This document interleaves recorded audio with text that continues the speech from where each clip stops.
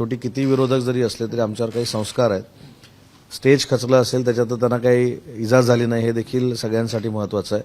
पण एक जर विचार केला तर जे मानसिकतेनं खचलेले आहेत, जे मतदानानं खचलेले आहेत, त्यांना नियतीनं आज हे पण दाखवून दिलं की व्यासपीठ देखील खचलेलं आहे.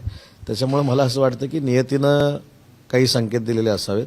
परंतु ठीक आहे, शेवटी हा प्रसंग जो असतो तो योग्य देखील नसतो. त्याच्यावर मी म्हटलं की जरी स्टेज खचलेलं असलं तरी त्याच्यातनं त्यांना जी काही इजा झाली नाही हे देखील महत्त्वाचं आहे. परंतु त्याचा अर्थ लावताना मी असा लावतो.